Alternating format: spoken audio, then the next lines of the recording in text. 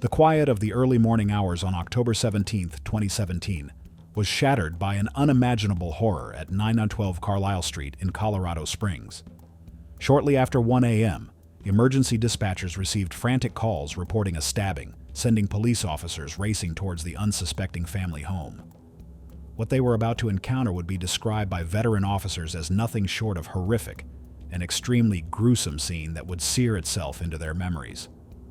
Upon their urgent arrival, officers moved quickly to secure the residence. Inside, they discovered 42-year-old Jefferson Vinnie Murphy, bleeding from a serious stab wound to his neck. His 19-year-old son, Malik Murphy, was also present and quickly detained in the garage.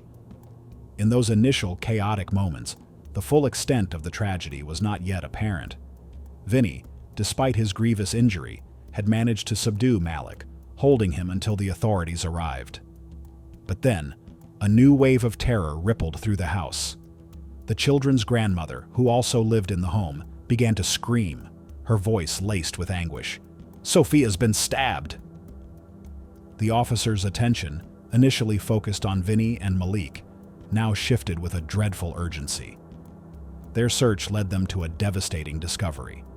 5-year-old Sophia Grace Murphy and her 7-year-old brother, Noah Kent Murphy, had both been viciously attacked.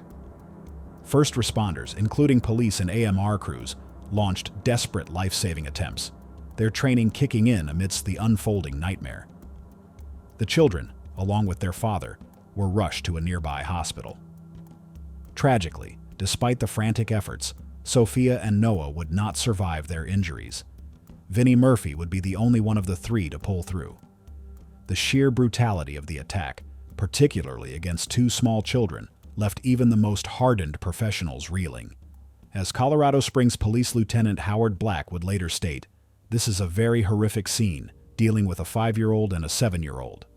The nightmare on Carlisle Street had just begun to unfold, revealing a betrayal from within the family's own walls." Noah Kent Murphy, born on December 12, 2009, was a bright and engaging 7-year-old. A second grader at Edison Elementary School in Colorado Springs, he was known for his friendly nature and sharp mind. Noah possessed a vibrant imagination and was a familiar face to all his neighbors. He loved the typical joys of boyhood, video games and playing with Nerf guns. But his interests also extended to the outdoors. He enjoyed rollerblading, bicycling, and treasured the walks he took with his dad, Vinnie, to the local comic book store. His mother, Melissa, described him as witty and full of life, a little boy who always looked out for his younger sister. That younger sister was Sophia Grace Murphy, born on November 11, 2011. At 5 years old, she was a kindergartner, also at Edison Elementary. Sophia had a passion for reading and a sweet, easygoing nature. Her world was filled with the magic of Shopkins, Barbies, My Little Pony, and dollhouses. She had a curious fondness for old jewelry and delighted in swimming and trips to the library. Sophia loved spending time with her mom and had a welcoming spirit, often making new friends and helping new students feel at home in her school. Melissa remembered her as an easy, sweet little girl who made life worth living. Noah and Sophia were the youngest of 5 siblings in the Murphy household. They shared their home and their lives with their older brothers and sister, including Malik, and their 14-year-old brother Elijah and sister Hannah. The Murphys presented themselves as a very close-knit family, one that did everything together. Hours before the tragedy, Sophia and Noah had been happily playing football outside with Malik, a scene of innocent family fun that made the subsequent events even more incomprehensible. Their lives, so full of promise and simple childhood joys, were brutally extinguished in their own home, in the room they shared with the brother who was supposed to protect them. The community would soon mourn the loss of a second grader who loved comic books and a kindergartner who adored My Little Pony, their futures stolen in an act of unimaginable violence. Malik Murphy, born in 1998, was the eldest of the 5 Murphy children. To the outside world, and even within the family for a significant time, he was perceived as a loving, also accommodating, and supportive brother and son. His family described him as quiet and withdrawn, especially as he entered his teenage years. However, beneath this reserved exterior, a troubling darkness was beginning to take root. The first significant signs of Malik's mental health struggles reportedly emerged around the age of 15. His parents, Melissa and Vinny, noticed a profound shift in his demeanor. He told them he no longer believed in God and seemed to turn dark and uncomfortable. This period marked the beginning of a spiral into a deep depression, which left him unmotivated to finish high school, find a job, or enroll in college. One particularly alarming incident occurred while Malik was attending Lincoln Southeast High School before the family relocated. In a chilling confession, he later admitted that he had lain in wait inside a school bathroom, intending to surprise the next person who walked through the door and strangle them. His stated desire was to know how it felt to kill someone. Ultimately, Malik didn't go through with the physical act, reportedly because he was afraid his potential victim would fight back and overpower him. This disturbing episode was a stark indicator of the violent thoughts brewing within him. In an effort to provide a fresh start and perhaps distance Malik from whatever negative influences or triggers might have existed, the Murphy family moved to Colorado Springs several years before the fatal night. Unfortunately, the change of scenery did not resolve the underlying issues. Even earlier in his youth, Malik had made disturbing admissions to his parents, confessing that he had killed small animals. These early acts of cruelty, often seen as red flags for future violence, were another piece of a deeply unsettling puzzle that, in retrospect, pointed towards a capacity for harm. As Malik's teenage years progressed, the signs of his deteriorating mental state became more pronounced and alarming. The family found themselves navigating a confusing and frightening landscape of threats and erratic behavior, struggling to reconcile the loving brother they often saw with the disturbed individual who uttered terrifying intentions. On at least 3 separate occasions, Malik threatened to harm his family. One of the most explicit warnings came in April of 2016. A therapist working with Malik at the time grew so concerned that she reported he had told her he wanted to kill his entire family with a kitchen knife. The health worker also expressed significant concern that Malik's mother, Melissa, was not taking his threats seriously enough. From the parents' perspective, however, it was a bewildering situation. Melissa stated that it was hard to take her son's threats seriously, especially when his actions showed him only as an extremely loving brother. This contradiction, where his verbalized threats seemed to clash with his day-to-day behavior towards his siblings, made it difficult for them to gauge the true level of danger.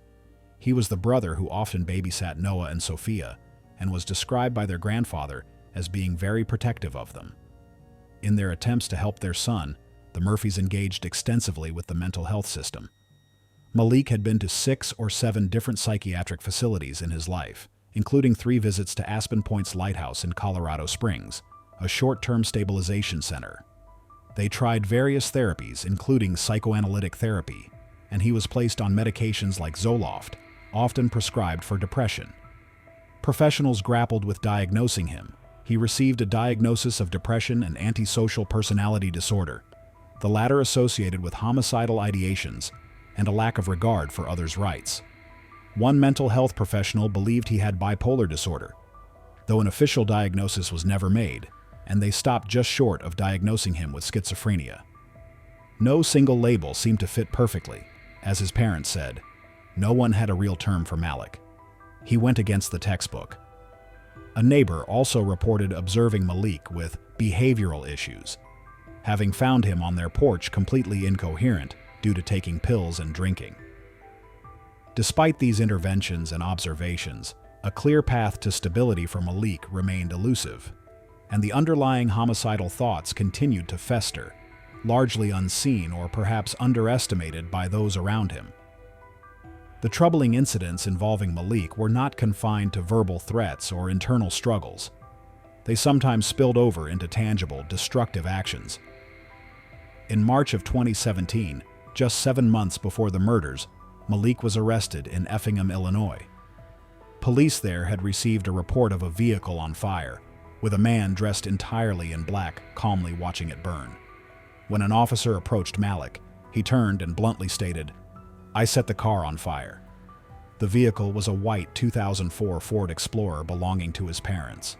Malik told detectives a convoluted story. He claimed to be in trouble for illegal possession of alcohol back in Colorado Springs and had borrowed his mother's car for a job interview. but then decided to drive to Ohio to visit a friend. He admitted to stopping for gas on several occasions and even contacting police himself to inform them he'd taken his parents' car without permission, though he said authorities told him it hadn't been reported stolen. He then confessed to pouring gasoline in the back seat and using pieces of a coloring book to ignite it. His parents had in fact reported the SUV as stolen. However, Melissa Murphy stated she was told that since she had handed him the keys, there was little police could do. Compounding the family's distress, Melissa also reported that when the vehicle went missing with Malik, her prescription narcotic medication also disappeared. Following the arson, Malik's parents informed Illinois investigators about their son's antidepressant use, his hearing aids for ear issues, and his history of running away when feeling pressured. Despite the seriousness of the charges, criminal damages to property and arson, the case was dismissed a few months later, in August 2017. This dismissal came after his parents requested the charges be dropped, stating that although their son had severe mental health problems, he had no prior criminal history. The court agreed, but with the stipulation that Malik receive mental health treatment, which consisted of 12 counseling sessions. Unbeknownst to his parents during this period, Malik had purchased a hunting knife from Walmart.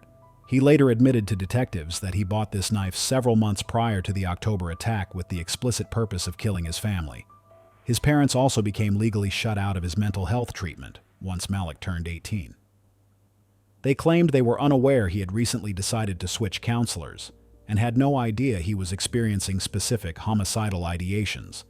They believed he was primarily being treated for depression. This lack of access to information about their adult son's mental state would later become a painful point of reflection for the grieving parents. The day of October 16, 2017, began like many others for the Murphy family. Hours before the unspeakable violence, Malik was outside in the front yard, playing football with Noah and Sophia. He was seen laughing. Yet, later that evening, as bedtime approached, Melissa Murphy recalled sensing a shift in his demeanor. When Sophia came to her parents' room for her typical midnight bathroom run, with Malik accompanying her as usual, Melissa felt an irritability from him. "I remember him being real annoyed, just feeling that off of him," she would later recount, replaying those final, seemingly ordinary moments. Around 1 a.m. on October 17th, the carefully constructed plan Malik had harbored for months was set into motion. He went to the basement room he shared with Noah and Sophia. Armed with the hunting knife he had purchased, he attacked his sleeping siblings. During the assault on Sophia, the little girl cried out his name. He would later tell detectives he stabbed each child 3 times. The children's screams, particularly Sophia's, pierced the night. Vinnie Murphy was jolted awake. "Malik met me at the top of the stairs as I was going to turn the corner to go down the stairs," Vinnie recalled. "I was face to face with him for a split second, then I see the knife raised and come down into my neck." A desperate struggle ensued.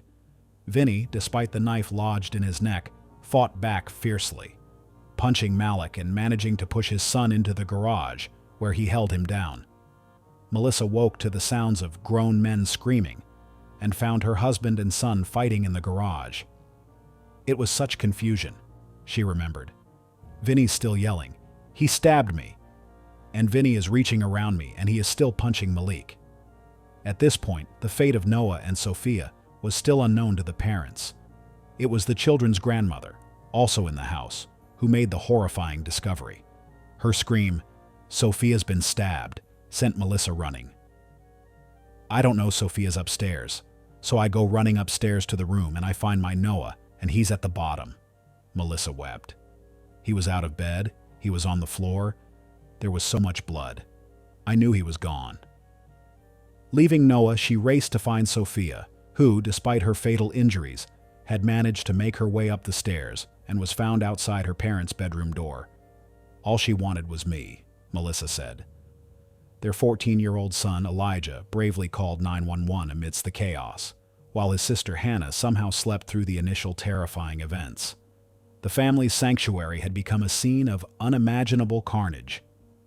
Following his detainment in the family garage by his injured father, Malik Murphy was arrested by the responding Colorado Springs police officers. During his interrogation, the 19-year-old readily admitted to his horrific actions. He told detectives that he had, for months, harbored homicidal ideations and had ultimately decided to kill his entire family. His stated motive was chillingly simple. He wanted to be alone in the home. His plan, he confessed, was to murder everyone and then bury their bodies in the backyard. Malik recounted the night's events, admitting he grabbed the hunting knife he kept by his bed, the one purchased from Walmart for this very purpose, and began stabbing his sister, Sophia, while she slept. He detailed stabbing both Sophia and Noah 3 times each. He also confessed to stabbing his father, Vinny, when he came downstairs to investigate the screams. At one point during the questioning, Malik declared, "I can't stop thinking about killing people," and chillingly referred to the murder of his siblings as just something that he had to do. His behavior in the interrogation room was erratic. He was seen on camera banging his head against the wall and lying on the floor, repeating, "No, no, no. Oh my God, why? And Malik, what did you do?" Malik Murphy was charged with 2 counts of first-degree murder for the deaths of Noah and Sophia, and 1 count of attempted first-degree murder for the attack on his father. He was held without bond. In April 2018, Malik entered a plea of not guilty by reason of insanity. This triggered a lengthy period of psychiatric evaluations to determine his mental state at the time of the crime and his competency to stand trial. After more than a year of assessments by multiple doctors, he was ultimately found to be legally sane. Finally, in December 2019, over 2 years after the brutal killings, Malik, then 22 years old, accepted a plea deal. He pleaded guilty to 2 counts of second-degree murder and 1 count of attempted murder. He was sentenced to serve 2 consecutive terms of 48 years in prison for the murders of Noah and Sophia, resulting in a total of 96 years. He also received a 16-year sentence for the attempted murder of his father, to be served concurrently. During the sentencing hearing, Melissa Murphy delivered a powerful and heart-wrenching victim impact statement, addressing her eldest son directly.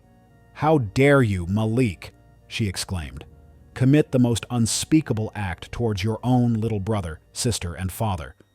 This sentence of 96 years is most appropriate for you. You do not deserve life outside of prison. You stole Noah and Sophia's life. You kill, you go to jail."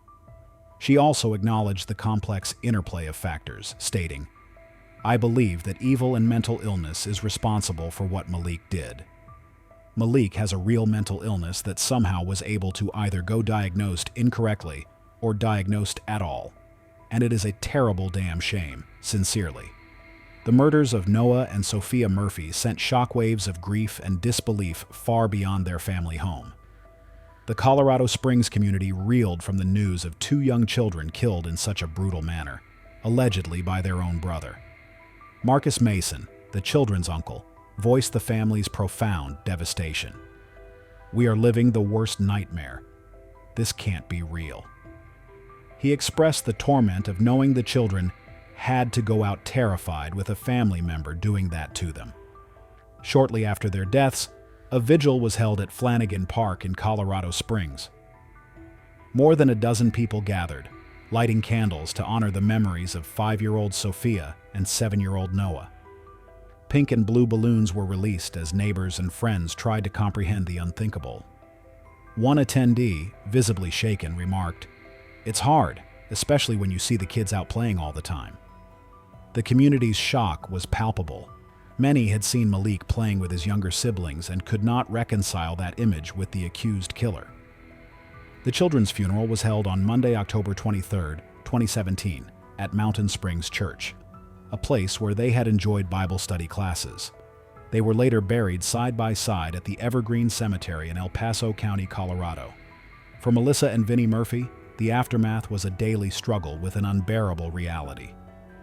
"Each day we're hit with a horrible reality of what happened," Melissa stated in court. "Now, we've lost 3 children." Their journey was one of toggling between anger, confusion, profound grief, and a lingering, complicated love for Malik.